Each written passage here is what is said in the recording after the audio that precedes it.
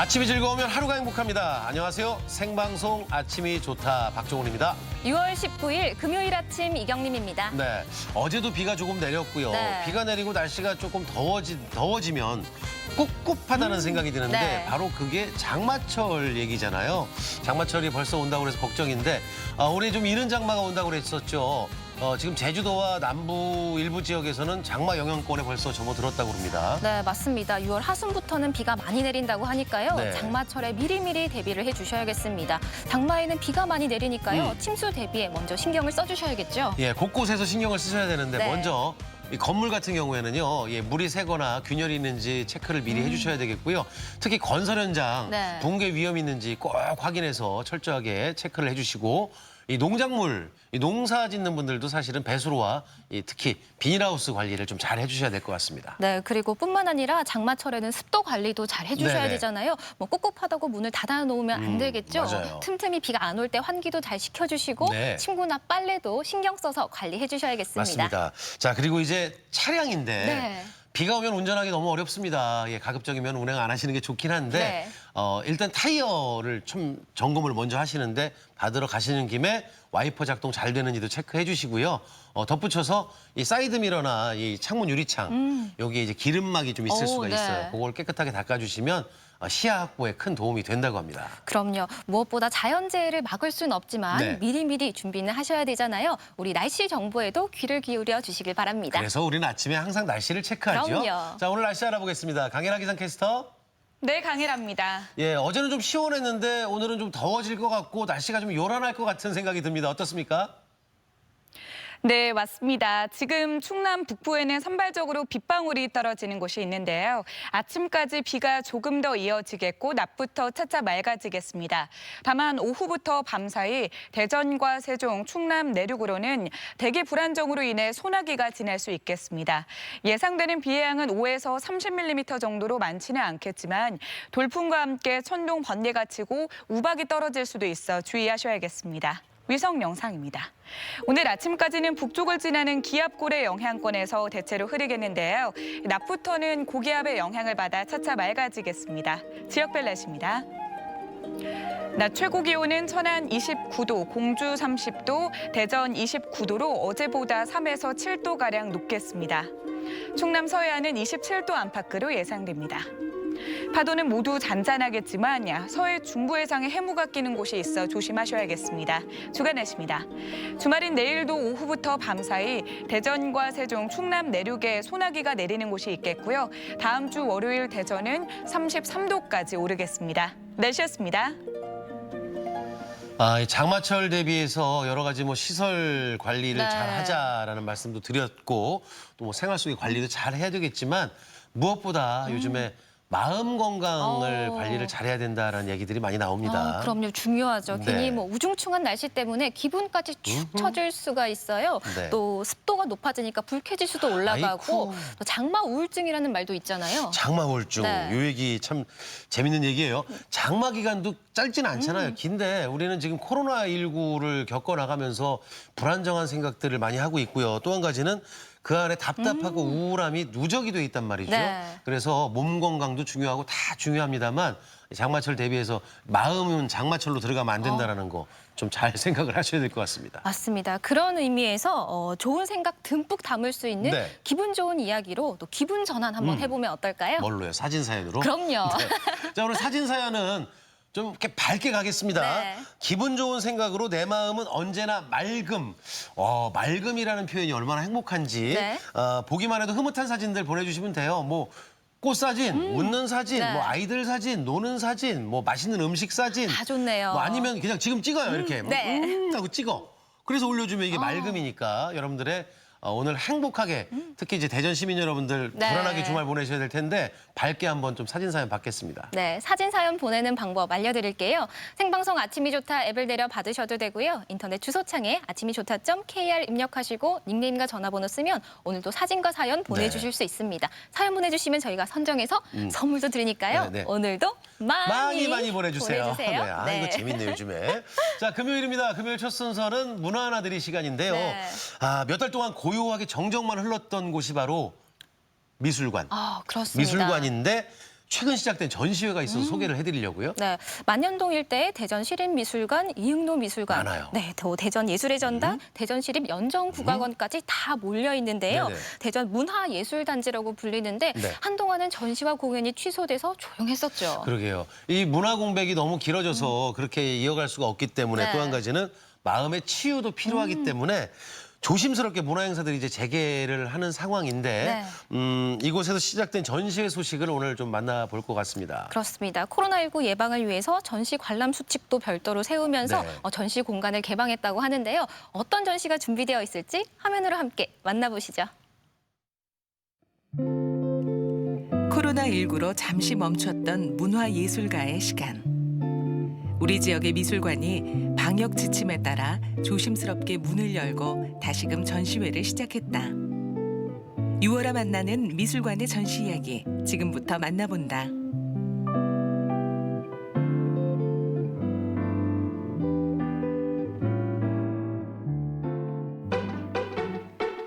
대전의 문화예술단지라고 불리는 서구 만년동 일대. 이곳에 자리한 대전 시립미술관은 예약제를 통한 제한적 개방으로 운영하며 이제 다시 전시관을 예술가의 작품으로 채우고 있다. 그리고 안전관람, 알찬 문화 향유에 대해 다각도로 고민한다. 어려워하셨으니까 미술관에서 좀 다양한 주제를 회화도 당연히 다루고 있고 저희 다양성을 보여주는 그런 또 계기가 될 것 같습니다. 그전에 많은 관람객이 와서 전시를 보셨다면 지금은 많은 분들이 오지 못하시더라도 SNS를 통해서 작품을 좀 보실 수 있도록 이렇게 하고 있습니다. 이번 달부터 새롭게 선보이게 된 전시는 국립현대미술관과 대전시립미술관이 공동으로 기획한 이것에 대하여. 세계적인 현대미술 작품을 대전에서 볼 수 있다는 점에서 큰 주목을 받고 있다. 한국 대표 미술관인 국립현대미술관에서 수집한 서양 미술은 한국 미술 지형하고 어떤 방식으로 연결되고 있는가 이 부분을 좀 주목을 했고요. 그런 차원에서 전시 제목도 이것에 관하여라고 하는 러시아 아방가르드 시인인 마야콥스키의 시집 제목에서 따왔습니다. 그래서 역시 제목이 말해주는 것처럼 미술의 아방가르드성, 실험성을 주목하는 전시이고 이번 전시회에서 특히나 많은 이들의 이목을 끌고 있는 작품 중 하나는 페르난도 보테로의 작품 춤추는 사람들이다. 페르난도 보테로는 콜롬비아 태생의 화가로 그의 화면에는 등장하는 그 등장인물들이 양적으로 팽창되어 있는 것이 특징입니다. 또한 보테로는 자신의 작품을 통해 라틴 문화를 널리 알리려고 했는데요. 일상 속에서 남녀가 춤추는 모습을 통해 라틴의 문화를 선보이고 있는 작품입니다.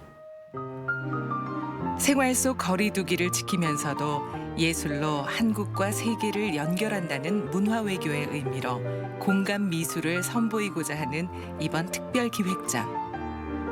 한국 현대 미술사에 큰 영향을 끼쳤던 작가들의 작품을 만날 수 있다. 피에르 슬라주는 유럽 추상 미술의 대가인데요. 그는 검은 회화 연작을 통해서 화면에서 반사되는 다양한 빛에 대한 탐구를 이루었던 작가입니다. 그리고 이응로 화백과의 깊은 연관성을 갖고 있는데요. 이응로 화백이 1964년에 파리 동양미술학교를 세웠을 당시에 그 설립과 운영에 대해 지지를 하는 등 그의 예술적 동료기도 하였습니다. 해외 작가의 시각 속에 담긴 대한민국의 아픈 역사를 표현한 위안부라는 작품은 가슴 먹먹한 우리의 과거 속 슬픔에 대한 위로를 전하기도 한다. 크리스티앙 볼탕스키는 프랑스의 개념주의 화가인데요. 그는 유대계 혈통으로 인해서 고통받았던 가족사를 배경으로 삶과 죽음, 기억을 주제로 작업을 하고 있습니다. 이 작품은 크리스티앙 볼탕스키가 1997년 국내에서 제작된 작품인데요. 위안부를 소재로 하여 전쟁에서 희생되었던 그 영혼의 넋을 기리는 작품입니다. 35명의 작가, 42점의 작품을 만나는 전시 이것에 대하여. 다양한 다양한 예술적인 표현을 통해 사회 이념에 대한 신랄한 풍자나 비판을 담기도 하며 흔히 접하지 못한 중동 지역 작가들의 작품 등을 통해 세상의 이야기를 담는다는 것도 또 다른 특이점이다. 그 속에서 우리의 이야기를 함께 꺼내 공감할 수도 있다. 몸도 건강해야 되지만 마음 건강이 굉장히 중요한 것 같습니다. 그래서 코로나19로 해서 우리가 코로나 블루가 되지 않으려면 이렇게 좋은 미술 작품을 보면서 마음, 정서 관리를 하는 기회를 미술관에서 가지셨으면 좋겠습니다. 코로나19로 인한 연이은 전시 취소로 대중과 멀어져서 그 어느 때보다도 힘들고 고독했던 예술가들의 시간. 작가들도 나름의 방식으로 인고의 시간을 보내고 있었다고. 이 전례 없는 코로나 사태가 이제 모든 사람들한테 이제 영향을 미치게 되는데 작가도 이제 거기 피할 수 없는 처지가 놓여 있다는 게 사실이기도 하죠. 그래서 모든 작가들이 다 똑같은 마음일 거예요. 이런 시기도 이제 묵묵히 작업을 하면서 버텨나가야지만 앞으로도 더 자기 작가 스스로의 더 발전을 위해서 참고 견디는 수밖에 없다고 이제 저 개인적으로 생각이 듭니다. 다시 본관 전시와 프로젝트 전시를 동시에 진행 중인 이응루 미술관. 신수장고 M2 프로젝트 룸에서는 아트랩 대전 전시가 시작됐다. 아트랩 대전의 기획 의도는 대전 지역 청년 작가들에게 예술계 경력의 발판이 될 수 있도록 전시와 전시 일체를 지원해주고자 하는 것에서 시작되었고요. 선정 기준은 창의성과 실험성에 바탕을 두고 있는데 이는 저희 이응로 선생님께서 모두 예술자에서 중요하게 생각하셨던 부분이기도 합니다. 해마다 아트랩 대전이라는 이름으로 이어지는 청년 작가 발굴 프로젝트. 2020년 4기 작가의 전시가 시작된 것이다. 공간 활용도에서는 어떤 이제 컨셉을 가지고 이제 준비를 하셨는지. 이게 공간이 많이 나눠져 있으니까 오히려 더 재미있는 연출을 할 수 있겠다고 생각을 했었어요. 그래서 평면 또는 입체 그리고 설치까지 한 번에 이제 다 보여줄 수 있는 연출을 준비를 했었고요. 작가님은 전시 준비 잘 돼가시나요? 네, 저는 이제 8월에 전시를 시작하게 되는데 이제 좋은 전시와 기획을 준비하려고 지금 열심히 작업을 하고 있습니다. 첫 번째로 개인전을 열게 된 김덕한 작가. 전통 도료인 오칠을 주제로 감각적인 작업을 하며 칠하고 벗겨내는 반복적인 과정에서 특유의 색감을 찾아내는 방식으로 관심을 불러일으키는데 그 과정에서 공간에 대한 고려도 놓치지 않았다. 제 작업의 초점은 쌓여진 기억을 들여다보는 것입니다. 이번 전시는 단편적 이미지의 군집에 관해 이야기하고 있습니다. 서로 다른 감정과 기억들, 그 이미지들을 옷색으로 쌓아 올리고 다시 갈아내는 반복적인 작업으로 나타내었습니다. 전시를 관람하시면서 자신의 색을 한번 찾아보시고 그 중첩된 색이 나에게 어떠한 의미를 주는지 생각해 보신다면 의미 있는 관람이 되실 것 같습니다. 다음 주자는 서양화를 전공한 박종욱 작가이며 그 후에도 11월까지 아트랩 대전 작가들의 전시가 계속된다. 생존이라는 큰 담론에서 이제 그 안에서 이루어지는 인간의 삶 그리고 투쟁, 저항, 그런 인간성에 대한 문제를 다루고 있습니다. 그래서 사람들이 해체하고 모이거나 하는 그런 행태에서 일어나는 사회 문제, 그 속에서 이제 이루어지는 일들을 이제 시각적으로 표현하는 작업을 진행 중입니다. 페인팅이랑 드로잉으로 구상이 되어서 섹션이 나눠져서 이제 전시가 될 예정이고 현재까지 계속 이어오던 열병이라는 주제 안에서 시리즈로 파생되는 작업물들이 전시가 될 것 같아요. 도시에 버려진 건축물과 혹은 공사 중인 건물들, 해체 중인 건물들을 보면서 상상했던 이미지에 질서를 입히는 작품을 하고 있습니다. 평면 작품보다는 미디어 작품에 좀 더 치중해서 작품을 생각 중이고요. 대전이라는 거점을 두고 그곳에서 그 풍경이라든지 사물들을 수집하여 현재 작업의 소스들을 찾아가는 과정이 있습니다. 6월 9일부터 시작돼 각각 3주간 이어지는 이응로 미술관의 릴레이 전시회. 작가들에게도 큰 의미를 담고 있다고. 저는 중심이 흔들리지 않는 작가가 되고 싶습니다. 이응로 선생님께서 그러하셨듯 저 또한 한국 미술의 정신과 전통 재료를 바탕으로 세계적인 작가가 되도록 하겠습니다. 이응로 화백과도 같이 오랜 시간 기억되는 작가로서 남고 싶습니다. 선생님의 순수함을 본받아 대전 그리고 세계적으로 활발히 활동하는 작가가 되도록 하겠습니다. 다시금 만나는 전시 소식. 대전 시립미술관에서 펼쳐지는 국립현대미술관의 소장품 순회전 이것에 대하여. 이응로 미술관에서 만나는 2020 청년작가 프로젝트 전시 아트랩 대전. 세계 거장들의 작품과 신진 작가들의 작품까지 다양함을 담고 있는 전시가 그 어느 때보다 풍성하다.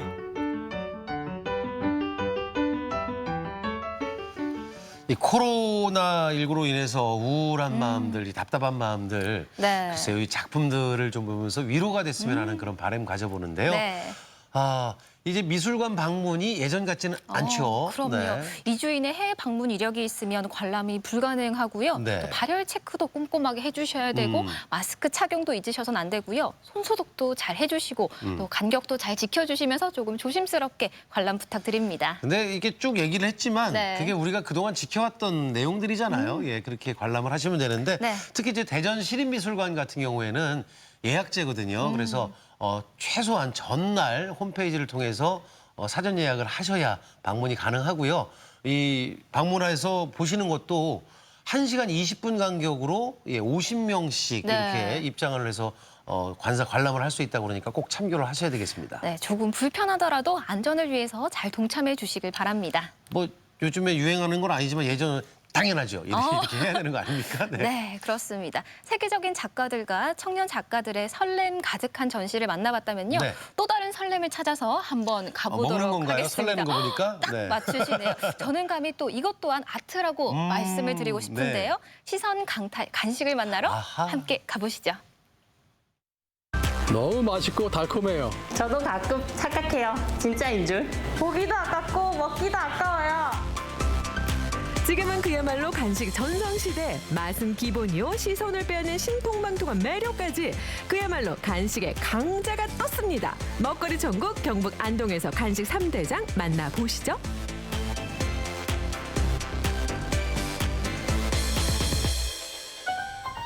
핑크핑크미 뽐내는 디저트 전문 카페가 첫 번째 간식 맛집. 그렇다면 만년 인기쟁이 마카롱이 오늘의 주인공인가요? 아니요. 마카롱도 많이 찾으시지만 구황작물도 인기가 좋습니다. 프랑스 정통 간식 마카롱 사회에서 구황작물이 웬 말인가 궁금해하던 찰나 진짜 있네 있어. 아무리 경북이 농업도시라지만 이건 도대체 무슨 조화죠? 고구마, 감자, 진짜 같죠? 그런데 이거 구황작물 고구마, 감자 빵이에요. 맛있겠죠? 언빌리버블. 겉모양만 봐서는 진짜보다 더 진짜 같은 이 리얼함. 구황작물빵 어떻게 만들게 된 건가요? 어르신들도 많이 찾는 시장의 특성상 고구마와 감자를 쉽게 접할 수 있어서 이것들을 이용해서 빵을 만들게 되었습니다. 그리고 많이 달지 않고 담백한 맛으로 식사 대용으로도 좋아 많이 찾으시는 편입니다. 보기 좋은 빵이 먹기도 좋다고 진짜 감자나 고구마와 비교해도 열에 9은 속을 법한 감쪽 같은 요 비주얼. 여기에 쫀득한 맛으로 어르신들 취향까지 저격했다고요. 모양도 희한하게 감자와 고구마를 쏙 빼닮았고 아주 쫀득쫀득하고 맛이 있고 정말 좋습니다. 그렇다면 만드는 과정도 살짝 엿볼까요? 으깬 감자와 녹인 버터를 섞어 부드러움을 더해주고 찹쌀가루 반죽으로 감싼 뒤 콩가루에 굴려주면 흙 묻은 감자 완성! 진짜 감자 모양 내기 위해 손으로 콕콕 찍어주는 센스까지. 이제 잘 굽기만 하면 따끈따끈한 구황작물빵이 완성될 거예요. 잠시만 기다려주세요. 오븐에서 실하게 익어가는 감자와 고구마. 아니 감자빵과 고구마빵. 햇볕의 은혜로움 대신 오븐 찜질로 충분히 광합성 시켜주면 어때요? 방금 수확했다고 해도 믿을 정도죠? 이러니 간식의 강자가 아니면 뭐겠어요? 따끈따끈 핫한 구황작물빵 맛보세요. 구황 작물빵의 리얼함에 놀란 마음도 잠시 또 한 번 눈을 번쩍 뜨이게 할 두 번째 간식이 다름 아닌 하회마을에 있다는데 슬쩍 지나가다가도 절로 발길을 멈춘다나 뭐라나. 고소한 맛이 나고 실 같은 무슨 떡 같은 게 자르륵 넣고 간도 적당하게 달고 맛있어요. 어린 입만 사로잡았으면 말 다 했네요, 다 했어. 어깨춤이 덩실덩실 나는 간식의 터줏대감. 마치 누에고치를 연상케 하는 이 간식의 정체는요? 우와, 진짜 신기하다. 저거 뭐야? 목격한 이들마다 감탄사 연발, 그 이름하여 꿀타래 되겠습니다. 다소 생소할 수 있지만 통엿을 쭉쭉 늘려 실 가닥처럼 뽑아내는 한국 전통 간식이란 말씀. 한 번 봐서는 넋을 놓기 일수, 좋은 건 다시 한 번 더 봐야죠. 몇 번씩 반복해서 꼬을 때마다 10가닥이 수천 가닥으로 바뀌는 보고도 믿지 못할 이 광경. 무려 16,000가닥까지 뽑아낸다니 참으로 놀라울 따름입니다. 궁중다과라고 그랬어요. 옛날에 궁중에서 만들어가지고 임금님께 드렸답니다. 임금님이 식사를 하시면 소화를 돕기 위해서 자주 챙겨 드셨던 것이 바로 이 꿀타래입니다. 예, 주 재료는 조청이고요. 조청이 소화를 돕는다고 그랬어요. 그래서 옛날에 임금님이 식사를 하시면 자주 챙겨 드셨답니다.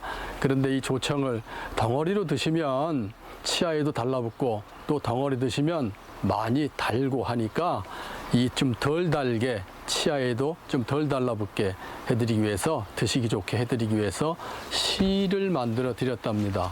요 실이 그래서 꿀타래, 꿀실. 가늘고 길게 늘어진 타래여처럼 수명이 길어진다는 의미도 있는 꿀타래. 그 옛날 양반가에서도 잔칫날이나 생일날에 즐겨 먹었는데요. 요즘은 특별한 재료를 더한 경북 안동만의 꿀타래가 인기 만점입니다. 건강기능식품으로 잘 알고 있는 여러분들이 안동의 특산품 참마, 맛가루를 씀으로 인해서 이 꿀타래의 단맛을 잡아줘가지고 담백하고 아주 맛있는 꿀타래를 만들어 드리는 겁니다. 이 참마로 말할 것 같으면 동의보감에서 인삼 이상의 효능을 가졌다고 기록되어 있는 건강식품으로 경북 안동은 참마의 최대 주산지란 말씀. 더욱이 참맛가루를 넣은 꿀타래는 치아에 달라붙지 않는다는 점도 인기몰이의 비결입니다.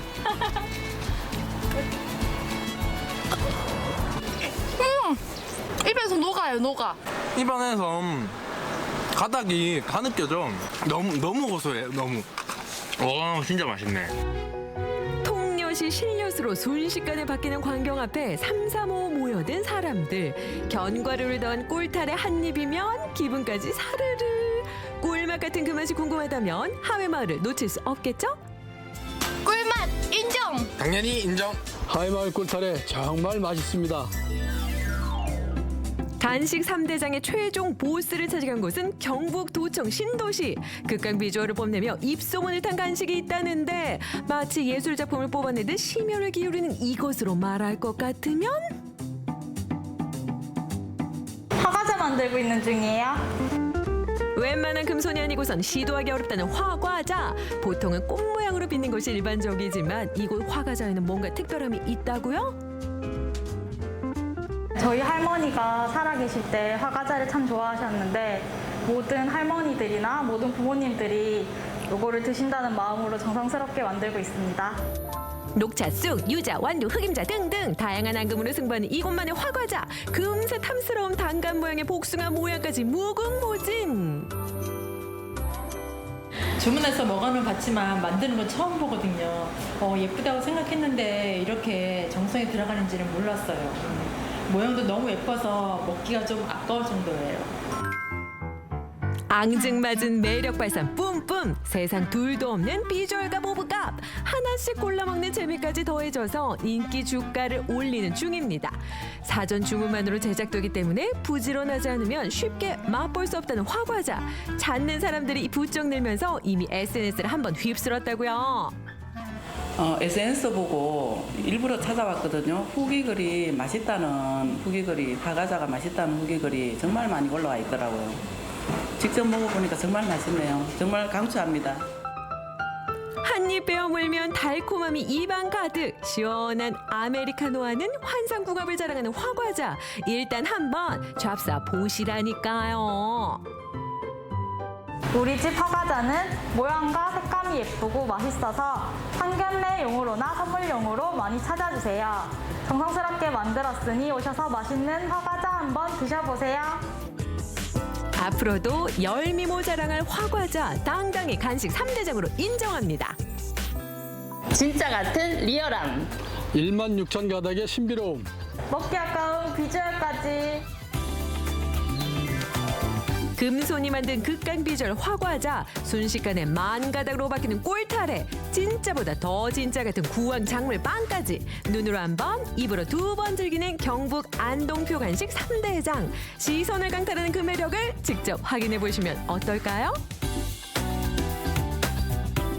야, 시선 강탈이네요. 예, 네. 보기 좋은 떡이 먹기도 좋다고 했는데 그 말이 여기에서 나오는 것 같아요. 뭐 맛은 기본이겠고 네. 일단 눈으로 봤을 때 저리 이쁘고 저리 독특하면 네. 야, 먹어보시면 그럼요. 먹기 전에 요즘에 인증샷이 또 그렇죠. 필수거든요. 뭐 저 같은 경우에는 네. 빨리 먹었으면 좋겠는데 근데 저는 사진을 꼭 찍어야 하기 때문에 일행들이 자꾸 찍어요. 네. 저런 시선 강탈 간식 3종 같은 경우에는 네. 이미 합격이고요. 또 구황작물빵은 정말 고구마와 감자랑 깜짝 놀랐어요. 똑 닮았네요. 네. 맛도 있을 것 같고. 그리고 이제 꿀타래잖아요. 예전에 네. 이제 임금님이 드셨다라고 이제 만드시는 분이 말씀도 하셨는데 네. 그거 먹고 아까 춤추는 거 봤죠? 우리 아이 어깨춤. 어깨춤. 맛이 있다는 게 검증이 된 거고요. 네. 16,000 가닥을 와. 그렇게 해야 되니 그 정성이 들어갔는데 맛이 없을 수가 있겠습니까? 그리고 또 정성하면 그 알록달록한 화과자도 저는 빼놓을 반 모양, 수가 반 모양. 없잖아요. 아 정말 이 간식 3가지 종류 다 보여드렸는데 네. 다 너무 맛있어 보이고요. 보기만 해도 기분 좋은 소식이었습니다. 그렇습니다. 네, 행복해지는 소식 잘 봤습니다.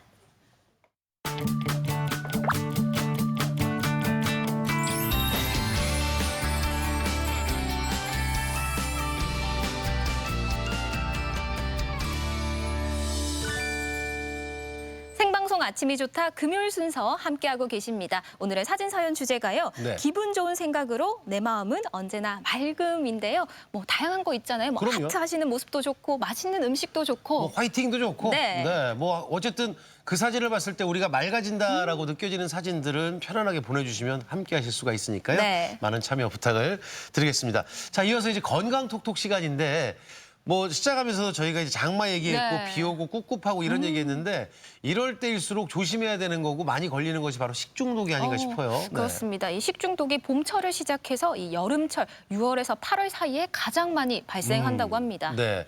예, 특히나 며칠 전에 충남 보령시 바닷물에서 균이 이제 나와서 네. 비브리오 폐혈증 비상이 주의보가 발령됐다고 하는데요. 그래서 오늘 건강톡톡에서 비브리오 폐혈증을 비롯한 식중독에 관해서 자세하게 좀 알아보도록 하겠습니다. 네, 도움 말씀 주실 분 소개해드리도록 하겠습니다. 건양대학교 가정의학과 유병현 교수 나오셨습니다. 어서 오세요. 어서 오십시오. 네.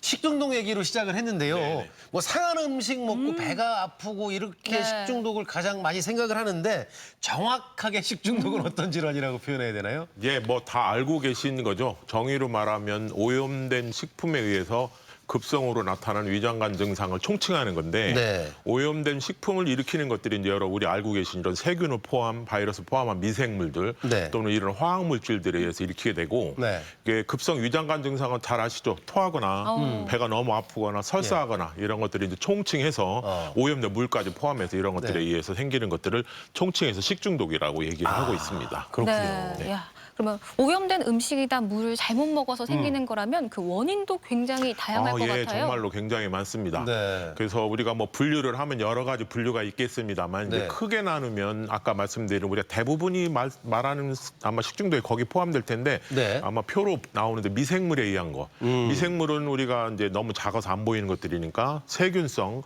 바이러스성으로 나눌 수가 있죠. 그래서 세균성들이 이제 우리가 흔히 알고 있는 것들 여기 나오는 포도상균이라든지 또는 보툴리움 소위 말하면은 우리가 통조림에서 나오는 거. 저거는 좋은 대로 쓰면 우리 주부님들 주름 없애는 데 쓰는 독성 거기에 속하는 거고요. 네. 그다음에 감염병 많이 알죠. 장염, 비브리오 아까 우리 사회자분 잠깐 말씀하신 그런 것도 이질균들이 있고요. 그다음에 바이러스성은 이제 겨울에만은 있다도 잠깐 아마 언급이 있을 것 같긴 한데 노로바이러스 있고 그다음에 간염 바이러스 들어보셨었죠. 우리가 A형 간염이 아마 작년 1, 2년 사이에 굉장히 아마 그래요? 많이 발생했는데 네네. 그 바이러스도 이런 젓갈에 아마 오염된 거 넣어가지고 아마 발생했는데 그것도 결국 일종의 식중독이라 할 수 있죠. 그런 바이러스에 생기는 것들이 이제 흔하게 보는 것들이고 또 이제 잘못해서 왜 산에 가서 버섯 따서 먹고 왜 걸리는 거거든. 그거 잘못 먹으면 이런 것들도 결국 큰 틀에서 그렇고요.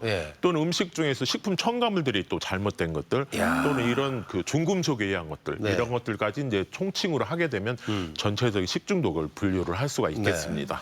이제 분류를 하면서 이제 세균성 식중독의 표에서 만나봤는데 그 여러 가지 균의 이제 그 원인들이 다 이루어져서 이제 식중독에 걸리는데 주로 여름에 좀 많이 발생을 합니까? 그렇죠. 이제 세균성 식중독이라는 건 결국은 균이 한 마리 갖고는 안 되죠.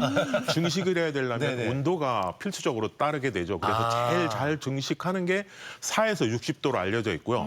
그 35도, 36도, 즉 사람 체온대가 굉장히 많이 증식하니까 지금이 이제 그런 계절이기 때문에 조건이 되고요.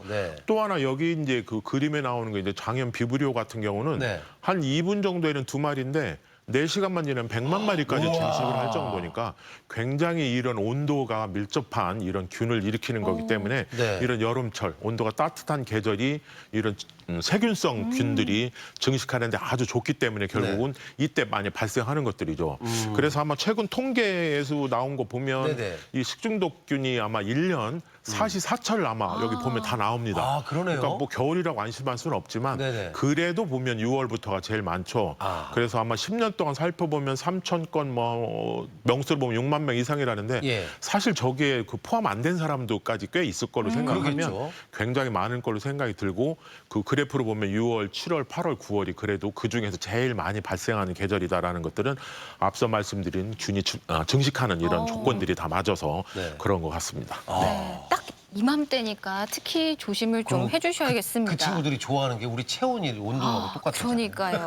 그리고 또 식중독의 원인이 되는 균이 워낙 종류가 많으니까요. 뭐 잠복기나 증상도 참 다양하게 나타날 것 같아요. 그렇죠. 뭐 일반적으로 우리가 그거를 듣고서 이렇게 판단하기는 없지만 그래도 추정은 할 수 있는데요. 잠복기라는 거는 결국 균이 들어와서 독성 물질을 만들어내든 세균이 증식을 하든 우리 몸에 영향을 미칠 때까지 시간이 필요한데 균에 따라서 잠복 시간이 좀 다릅니다. 그래서 제일 빠른 것들이 이제 포도상구균 계통이 제일 빠른데 보통 잠복기가 2 내지 4시간 정도니까 먹고 아침 먹었는데 뭐 1-2시간 아니 점심 됐더니 뭐 아프고 설사한다 그러면 아마 포도상구균이지 않을까 이렇게 추정을 할 수 있겠다는 거죠.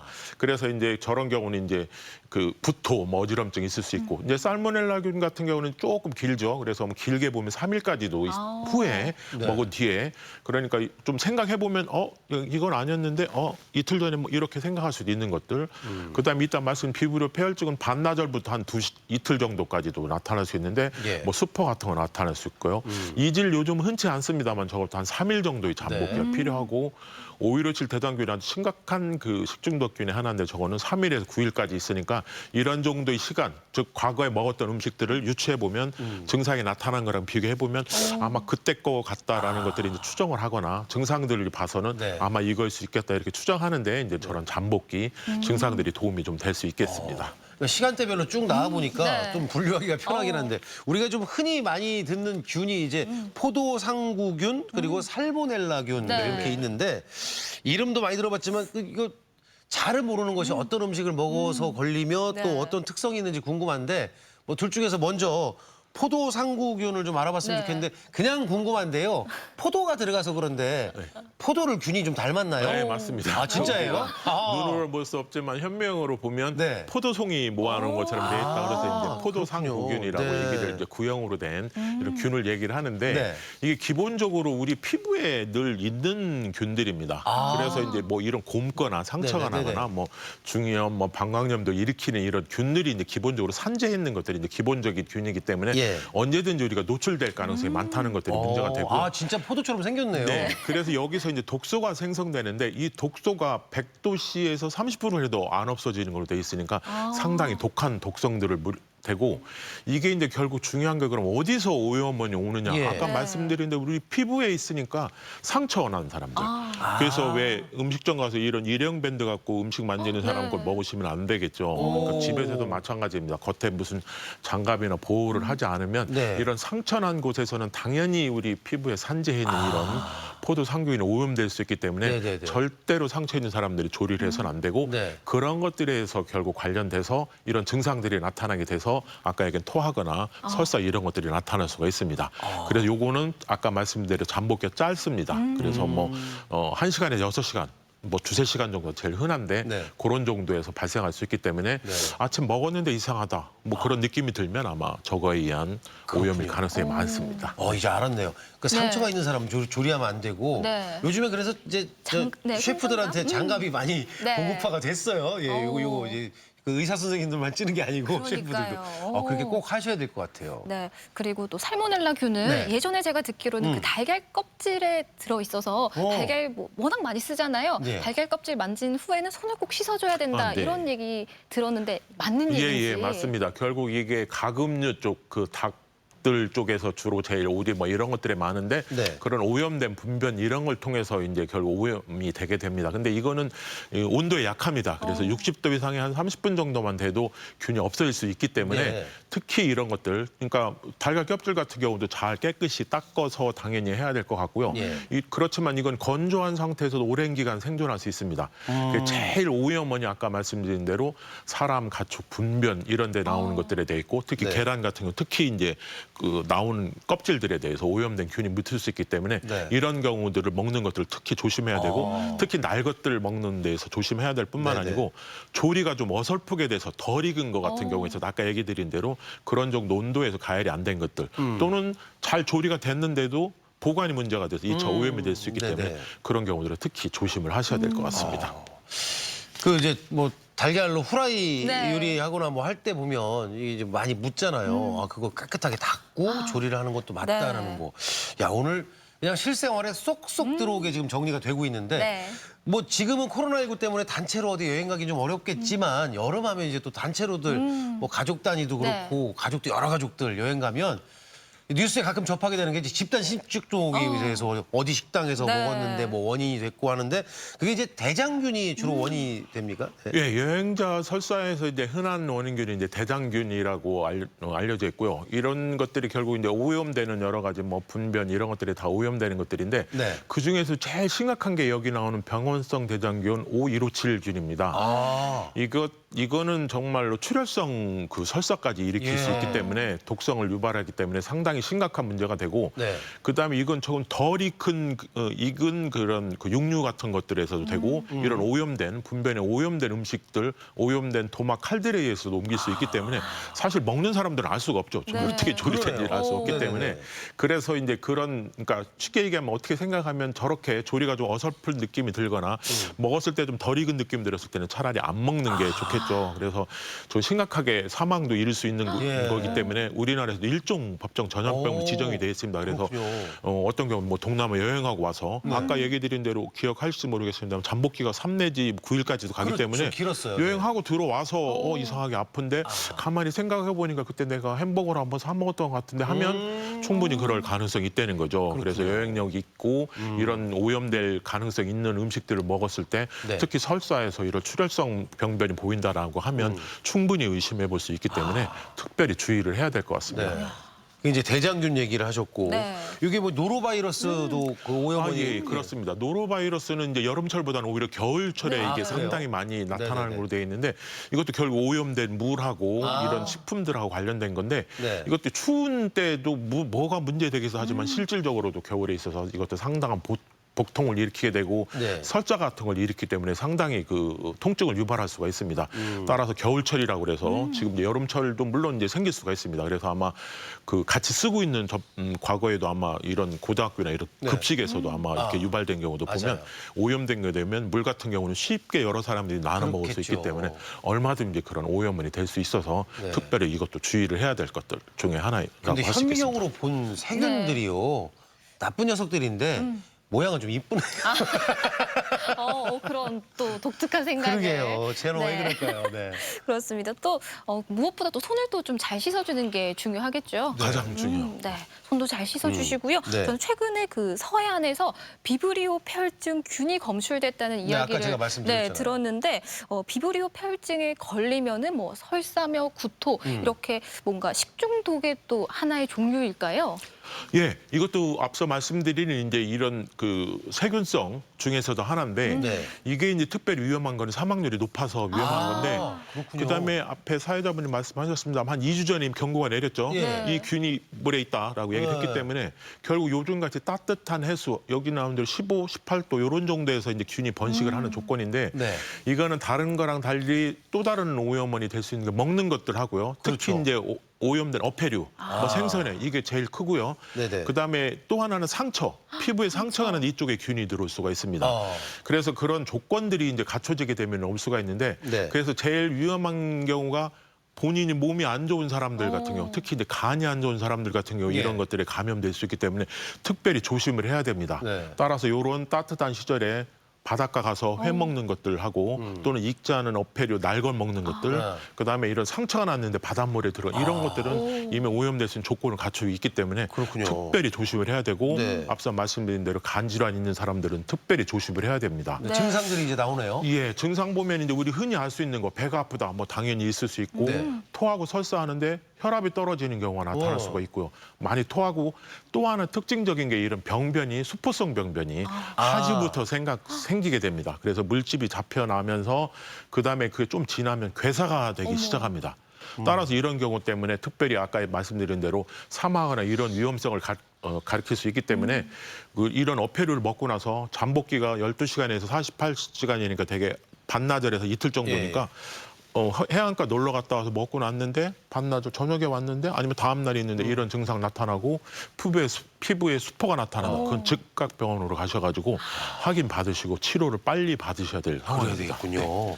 몸에 상처가 있어도 이제 네. 물에 들어가지 말라는 그럼요. 말씀이시고 네. 가급적이면 좀 익혀 먹으면 되니까 좀 요 시절에는 매운탕을 주로 먹으면.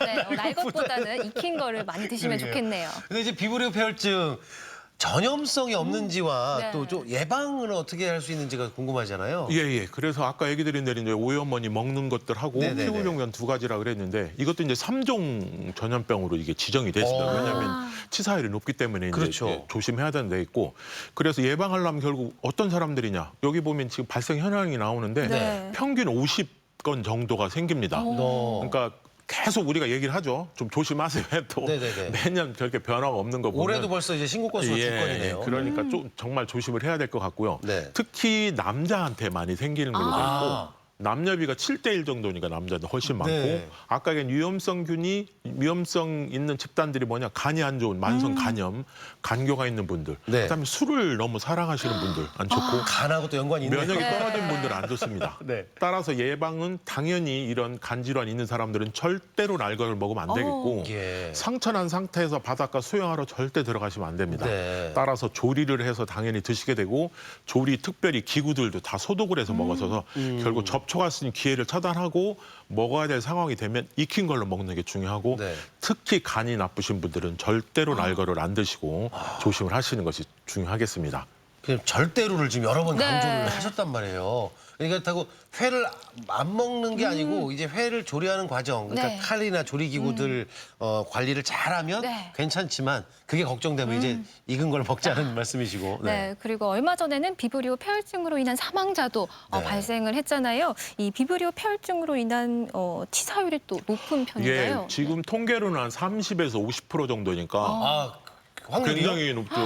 3분의 1에서 절반 정도니까 감염이 되면. 그러네요. 근데 감염된 분들이 아까 얘기한 대로 기저 질환을 갖고 있다고 생각하니까 훨씬 더 높을 수밖에 없고 특히 발병하고 48시간 이내에 사망할 확률이 높기 때문에 초기에 판단이 되면 즉각적으로 항생제를 치료를 하고요. 네. 또 제일 중요한 게 아까 얘기한 피부병변이 생긴다 그랬잖아요. 네. 피부병변들이 물집만 있는 게 아니고 상처가 썩어 들어가는 거죠. 아이고. 그러니까 병원에 반드시 와서 바로 그 고름집을 열어주고 밑으로 점점점 진행되는 걸 막아줘야 되거든요. 아이고. 그게 안 되면 결국 전신적인 폐혈증밖에 올 수밖에 없기 때문에 네. 결국 사망할 수 있는 거죠. 그러니까 증상이 아까 얘기 드린 그런 잠복기를 갖고 있기 때문에 그런 조건, 바닷가 갔다 온 지 뭐 하루 이틀 내에 그런 게 나타났다 생각하면 생각할 것 없이 바로 병원에 가셔가지고 즉시 판단을 해서 의사 선생님이 바로 의심되면 바로 아마 항생제 치료에다가 아마 즉시 이런 피부병변에 대한 치료가 동반되지 않으면 절반 정도 가까운 정도가 사망할 수 있으니까 심각한 질병이라고 할 수 있겠습니다. 이 비브리오 폐혈증 많이 들어서 네. 뭐 친한 줄 알았더니 얘들이 친하면 절대 안 되는 거군요. 그러니까요. 야, 사망률이 그렇게 높으면 네. 특히 간이 안 좋으신 분들한테는 치명적이라고 그러니까 여러분들 또 조심을 하셔야 될 것 같고요. 네. 이 식중독 일으키는 원인균에 대해서 이제 여러 가지로 쭉 알아보고 있는데 아마도 살면서 네. 50 정도 드신 분들은 식중독 한 번씩은 걸려보셨을 거예요. 근데 이제 그게 얼마만큼 많이 아팠느냐인데 병원에 바로 이제 증상이 있으면 가야 되는데 참지 말고 요 증상이 있으면 바로 가세요. 아까도 몇 가지 얘기하셨지만 좀 말씀을 해주시면 좋을 것 같습니다. 요즘은 뭐 너무 아파도 안 와도 문제고 시작만 해도 바로 와도 사실은 좀 네네. 그러긴 한데요. 대개 이제 우리가 일상적으로 아까 얘기 드린 대로 이건 위장관 증상이 주증상이죠. 배가 아프고 토하고 설사하는데 네. 그게 집에서 견딜 정도다. 견딜 정도는 뭐 토하는 것도 뭐 한 2~3시간에 한 번 정도 좀씩 토하거나 설사도 어쩌다 한 번 정도 해서 조금 참을 만한 정도가 네네. 되면 괜찮은데 계속적으로 토하고 계속적으로 설사하면 결국 어떤 문제가 생기냐면 우리 네. 몸에 있는 체액이 빠져나가는 거죠. 그럼 체액을 보충을 해야 되면은 먹는 거로 해야 되는데 먹으면 배가 더 아프고 또 설사한다. 그거는 결국 위장관 상태가 지금 염증이 있어서 부어 있는 상태니까 먹을 수가 없으니까 보충이 안 되죠. 네. 근데 이게 점점 가라앉으면 괜찮은데 자꾸 나오는 거는 해결이 안 되면 결국은 탈수가 되게 되죠. 탈수가 되면 우리 쉽게 알 수 있는 것들이 혀를 내밀어 보면 혀가 바짝 말라 있고 네네. 특히 피부들이 이렇게 축 늘어지죠. 어린아이들은 훨씬 더 그렇죠. 네. 그렇게 되면 그거는 집에 있어서는 해결될 일이 아니죠. 그다음에 열이 계속 난다는 거는 무언가 감염된 균에 의해서 몸에서 결국은 폐혈증으로 자꾸 진행되고 있다라는 것들을 하기 때문에 당연히 그런 때도 병원에 가셔야 되고 변이 그냥 묽은 뭐 노란 변이 조금 보는 정도가 아니고 출혈성 소변이 뻘겋게 보이기 시작한다. 그건 아까 말씀드린 균이 우리가 생각했던 것보다 다른 균, 나쁜 균일 가능성이 많기 때문에 그런 경우는 가셔야 됩니다. 그래서 뭐 반나절 뭐 아니면은 2~3시간 정도 봤는데 아 이게 너무 잦고 너무 이거는 경우라면 당연히 오시고 조금 기다려 봤는데 점점 가라앉는 정도라면 있어보지만 설사나 이런 것들이고 점점점 탈수가 심해지는 증상, 열이 나면 그때는 집에 있지 마시고 바로 병원으로 오시는 게 맞을 것 같습니다. 네. 네. 술 많이 마시고 하는 거는 또 예외입니다. 네. 네. 뭐 이렇게 심한 경우가 아니라면 증상이 심하지가 않다면 그러면 집에서도 혹시 치료가 좀 가능할까요? 예, 가능하죠. 예를 들어서 뭐 그 오염된 게 세균이 많지 않았다든지 뭐 양을 뭐 나는 같이 갔는데 나는 김밥 한 2개만 먹었어. 뭐 이런 분들은 사실 어떻게 보면 적으니까 할 수 있는데 아까 말씀드린 대로 집에서 있어야 될 정도. 뭐 시간이 점점 지나도 좀씩 나아지는 것 같거나 네네. 많지 않으면 이제 좋아지면은 탈수나 이런 것들 목이 마르니까 물을 먹잖아요. 네. 물을 먹었더니 뭐 배도 안 아프고 참을만 하다. 그러면 이제 있을 수 있죠. 네. 그래서 응급처치가 기본적으로가 점점 가라앉으면 물을 것들 하고 특히 끓인 물을 먹는 게 좋고요. 네. 그다음에 우리가 소금 타서 이렇게 해서 먹을 수 있는데 그게 어려우면 이온 음료 나온 거 있죠. 그게 우리 몸에 있는 그 수액 성분하고 거의 비슷한 정도 농도기 때문에 그게 되면 빠르게 흡수가 되는데 그러면 이제 그런 것들 도움이 될 수가 있습니다. 그래서 가라앉으면 점점 해서 시간이 지나면 이제 미음을 먹어보고 미음 먹어도 설사나 이런 거 괜찮으면 죽을 먹고 그다음에 점점 진행하는데 주의해야 될 것 중에 하나가 기름진 음식들 먹는 거 안 좋습니다. 그래서 이제 저는 보통 얘기 드리는 게 된장국 정도 맑은 된장국 정도나 그런 정도 하고 미음 정도 해서 괜찮으면 점점 늘리는 건데 또 하나 주의해야 될 것들이 이제 지사제를 먹으시면 안 됩니다. 지사제. 설사 많이 하면 먹게 되는데. 그게 오히려 병변을 키울 수도 있고 모를 수도 있습니다. 그래서 이게 안에 있는 나쁜 성분들을 배출하는 효과이기 때문에 네. 그런 것들 지사제를 먹어서 막아놓게 되면 독성 성분이 오히려 더 악화시키는 여유가 있을 수 있기 때문에 절대 지사제는 드시지 말고 지사제는 의사 선생님이 판단해 이거는 세균성이지만 아니면 세균성이 아니고 일시적인 거라고 생각해서 주는 그런 지사제가 아니면 절대로 드셔서 혼란스럽게 하거나 오히려 병을 악화시키는 일은 안 하시는 게 집안에서 있는 것들 그런 약들을 함부로 먹는 것들도 피해야 될 것 같습니다. 야, 이 지사제 말씀을 해주신 거는 정말 확 와닿는 그러니까요. 것이요. 대부분 이제 설사를 몇 번 찾게 하면 지사제를 찾게 되는데 의사의 처방 없이 지사제를 먹는 건 안 좋다라는 거. 그리고 내가 뭐를 먹어서 이렇게 아픈지 판단을 좀 한번 해보는 것도 참 좋은 방법인데요. 자, 식중독 예방을 위해서 주의해야 될 점이나 이제 뭐 도움이 되는 생활 습관이 있으면 오늘 또 말씀해 주시면 좋을 것 같아요. 예, 이번에도 나왔습니다만 결국 우리가 질병이 옮기는 거는 이 손. 손이 되는데 이 코로나도 지금 증명을 하고 있습니다만 손 닦기, 그다음에 코나 뭐 눈, 입 이런 데 외부에서 들어가는 건데 손을 비누로 정말 깨끗이 잘 씻어야 되죠. 뭐 30초 이상 흐르는 물에 씻어야 되고요. 당연히 식사하기 전에 또 주부님들 뭐 남성분들 조리하기 전에 화장실 다녀오고 나면 외출하고 나면 또는 틈틈이 내가 무언가 모르는 걸 만졌다 이러면은 뭐 거의 하루 종일 손 씻고 다니실 정도로 손을 정말로 열심히 씻어야 되고 물은 차가운 거 말고 정말 확실하지 않으면 끓여 먹는 게 제일 좋습니다. 그러고 음식물은 당연히 익혀 먹는 게 당연히 중요합니다. 그래서 결국은 이런 균이 생길 수 있는 조건을 만들지 않는 것들 또는 외부에서 내 몸에 들어오는 기회를 막아주는 것들이 결국 가장 중요한 것들이죠. 그래서 결국 온도가 제일 중요한데 음식들 같은 거 이제 보관할 때 조리 온도 같은 것들이 제일 중요합니다. 그래서 손 씻기 후에는 음식들이 어떻게 조리를 해서 둘 건가 문제인데 아까 제가 처음에 얘기 드렸죠. 식중독균이 제일 번식할 때가 4도에서 60도라고 그랬죠. 그럼 그 이후로 해야죠. 그러니까 냉장은 4도 미만, 60도 이상으로 끓여서 먹는 것들이 제일 중요하고요. 보관을 하더라도 60도 이상으로 하는데 제일 중요한 거는 오래 보관돼서 애매한 경우는 절대 먹지 말아야 돼요. 주부님들 정말 아까워하셔서 괜히 엄마들 이건 먹어야지 아까워서 어떻게 이거 절대 하시면 안 됩니다. 그러고 되게 필요한 것들이 요즘 뭐 괜히 시장 가기 싫어서 많이 사다 놓고서 오래 보관하지 마시고요. 아까 조금 필요한 거 한 끼 아니면 오늘 아침 점심 정도 먹을 정도 소량해서 가능하면 두어서 생길 수 있는 보관해서 생길 수 있는 문제들을 없애주는 것들이 가장 중요합니다. 그래서 결국은 음식물들이라는 것들은 오염될 수 있는 요즘 따뜻한 상황에서는 얼마든지 그다음에 손으로 만져서 또는 타인에 의해서 얼마든지 오염될 수 있기 때문에 그런 조건을 되는 것들을 없애주는 게 중요하기 때문에 보관하는 것들, 끓여 먹는 것들 그러니까 맛이 없더라도 자꾸 날 것들 하지 마시고 특히 중요한 것 중에 하나가 이 칼도마 정말 깨끗이 관리해야 되고요. 음식 조리할 때도 뜨거운 거하고 날 것들을 같이 섞어 놓게 되면 혹시 오염될 수 있기 때문에 그런 것도 항상 주의하셔서 조금이라도 이상하면 버리시고 버리는 게 아까우시면 조금만 사오셔서 조리를 하시도록 하시는 게 좋겠습니다. 예, 오늘 저 딱 시기적절하게 유병현 교수님 잘 모신 것 같은 것이 쭉 들으니까 다 그냥 속속 이해가 되고요. 우리 주부 여러분들. 저희 어머니, 그 아깝다고 그거 먹으면 안 된다는 거. 소량을 갖다가 딸에 소진을 해야지 그걸 보관하는 걸 주의하셔야 된다는 거 참고하시고요. 여러 가지로 쭉 이제 들어봤는데 그 이제 시청자 여러분들이 이제 궁금하시다고 올려주신 사연들이 몇 개 있어서 50대 주부인데요. 이분 내용이 또 정답인 것 같아요. 고기나 생선을 사면 일단 걱정되니까 안 먹으면 얼리는 거죠. 해동을 어떻게 해야 되는지 궁금하다고. 제가 해동까지는 잘 모르겠고요. 사실 저렇게 되면 문제가 되죠. 그러니까 아마 저거는 자연스럽게 놔두는 게 맞긴 한 것 같은데 자연스럽게. 저거는 사실은 보관에 안 하시는 게 좋을 것 같습니다. 요즘 같은 경우는 정말로 그 조금 사다가 다 소진을 하는 것이 그때 먹어서 없애는 게 좋지 저렇게 얼려서 놔둘 정도까지 돼서 하면은 더군다나 저것도 어설픈 온도에서 또 해동하게 되면 주위에 오염될 수 있는 조건이 되기 때문에 안 좋을 것 같고 하면은 자연에 의해서 보고 냄새, 색깔 살펴보시고 아니다 싶으면 버리시도록 아깝지 말고. 일단 특히 날짜 지난 것들은 절대로 먹으시면 안 됩니다. 나는 괜찮아 이렇게 하시는 분들이 괜찮은데 안 괜찮아요. 아까워하지 마시고 일단 의심이 가시면 버려주시는 게 좋고요.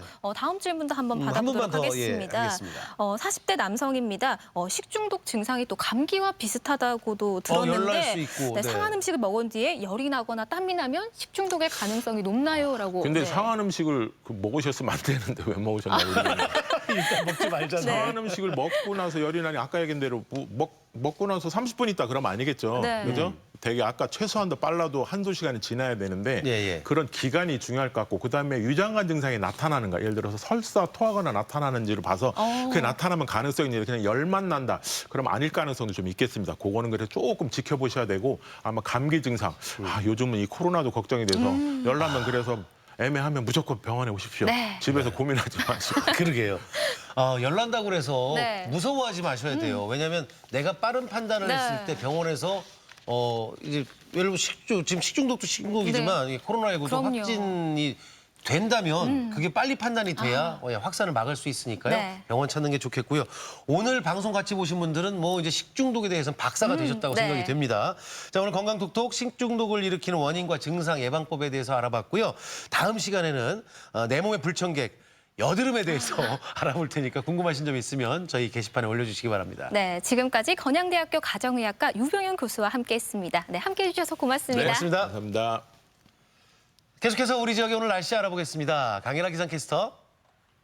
네, 오늘은 먹구름이 걷히면서 날이 다시 더워지겠습니다. 한낮에 대전은 29도까지 올라 어제보다 7도가량 높겠습니다.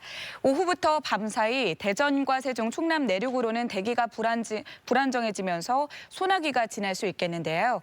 예상되는 비의 양은 5에서 30mm 정도로 많지는 않겠지만 돌풍과 천둥, 번개가 치거나 우박이 떨어질 수도 있어 주의하셔야겠습니다. 위성 영상입니다. 오늘 아침까지는 북쪽을 지나는 기압골의 영향권에서 대체로 흐리겠는데요. 낮부터는 고기압의 영향을 받아 맑은 하늘이 드러나겠습니다. 지역별 날씨입니다. 낮 최고 기온은 공주 30도, 세종과 대전 29도로 어제보다 3에서 7도가량 높겠습니다. 충남 서해안은 27도 안팎으로 예상됩니다. 파도는 모두 잔잔하겠지만 서해 중부 해상에는 해무가 끼는 곳이 있어 조심하셔야겠습니다. 주간 날씨입니다.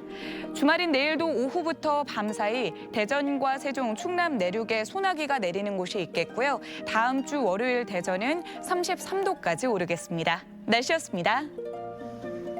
생방송 아침이 좋다 함께하고 계십니다. 방송 함께 하시면서 늘 드리는 말씀, 네. 함께하고자 하는 내용들, 좋은 의견들 있으시면 여기로 보내주시면 저희가 좋은 방송 함께 만들겠습니다. 네, 계속해서 시청자 여러분의 이야기 만나보도록 할 텐데요. 오늘의 사진 사연 주제가 기분 좋은 생각으로 내 마음은 언제나 맑음이었습니다. 한 분씩 만나보도록 할게요. 아이고, 일단 맑아졌네. 네. 예, 공사이사님, 저희 집 강아지 도토리, 이름도 도토리네요. 귀여워요. 장마 우울증뿐만 아니라 화나는 일, 짜증나는 일 모두 있고 기분이 맑아집니다. 유기견으로 만났는데 어머. 말도 잘 듣고 착하고 둘도 없는 애교쟁이랍니다. 와. 행복하게 오래오래 옆에 있어줘. 유기견이라서 더 의미가 있네요. 네. 야, 도토리 너무 이뻐요. 네. 야, 맑아졌습니다. 네. 9722번님, 엄마를 위해 큰딸이 평일 월차 내고 여행을 가자고 오. 했어요. 당진에 있는 목장에 가서 딸아이랑 사진 찍고 왔네요. 네. 역시 푸르름과 꽃, 자연은 힐링이고 사랑이었답니다. 그래서 아들 갖느니 딸 갖는다고 그러는 게 딸이 참, 최고죠. 네. 너무 이쁜 사진 찍고 네. 오셨어요. 어머. 야, 저렇게 엄마하고 딸 세상에서 참 가장 아름다운 모습 같습니다. 네. 7679번님은요. 요즘에 저는 솜씨는 없지만 퀼트 인형이랑 수세미 만드는 재미에 네. 빠져 있습니다. 만들어서 주변 사람들에게 선물도 하고 집안도 꾸며놓으니 기분 전환이 되네요. 야, 솜씨가 없지 않으신데요? 그러니까 네. 제대로 발견하셨는데 와. 지금 저 수세미 같은 경우에는 주변에 좀 나눠드리면 네. 얼마나 행복하겠어요. 좋죠. 야, 뒤늦게 그냥 재능을 발견하셨네. 예, 맑아졌습니다. 네. 3825번님, 마음대로 활동도 못하는 시기에 삼둥이들과의 시간은 정말 즐겁고 힘이 됩니다. 강가에서 삼둥이. 함께하는 나들이는 나의 활력소죠. 어머, 삼둥이. 삼둥이. 야. 우와, 삼둥이. 그냥 보기만 해도 맑음. 어머. 저렇게 같이 나가면 힘들긴 하지만 얼마나 네. 행복합니까? 예, 3825번님 축하드립니다. 삼둥이. 0060번님, 요즘 새우 키우는지 어머.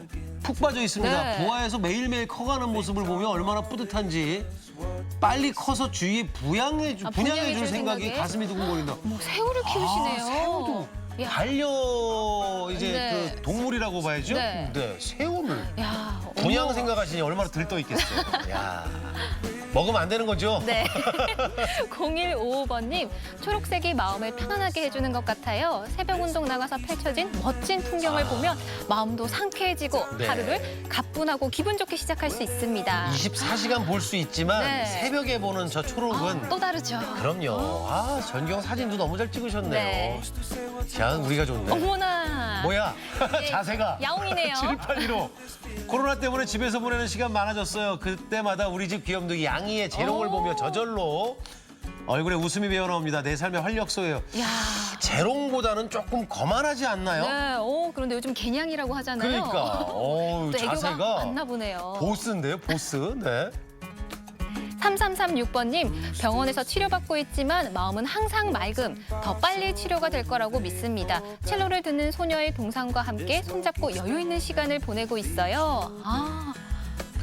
야, 네. 정말 여러분들 덕택에 저희가 맑아졌어요. 네. 그렇습니다. 오늘도 기분 좋은 사진 보내주신 많은데요. 저희가 선정해서 선물도 보내드리고요. 사진 사연 보내주신 모든 분들께 감사드립니다. 월요일 마을 탐구 생활. 보령의 대표 청정 지역인 은고기 마을로 떠납니다. 뽕나무 재배단지를 조성해 누에를 키우고 자립복지 마을을 만들어가고 있었는데요. 후손들에게 아름다운 마을을 남겨주기 위한 은고개 마을의 고군분투 이야기 월요일에 소개해 드릴게요. 긴급 안전 재난 문자가 요즘에 자주 울립니다. 네. 예, 그만큼 지금 조금 여러분들이 긴장을 더 하셔야 될 시간인데 주말에 바짝 좀 긴장 좀 해주시죠. 네, 그래서 주말을 좀 잘 보내는 네. 팁을 하나 드리고 싶은데요. 요즘 코로나19로 착한 챌린지가 많이 있으니까 내가 실천할 수 있는 게 무엇인지 보시면서 동참해 보시는 것도 좋은 방법일 것 같아요. 네, 저희가 지금 방송하면서 항상 전해드렸던 그 챌린지들 같이 좀 동참해 주시고요. 부탁드립니다. 예, 생활 방역 잘 하셔서 저희들이 다음 주 월요일 아침에 뵐 때 밝았으면 좋겠습니다. 함께해 주신 여러분 고맙습니다.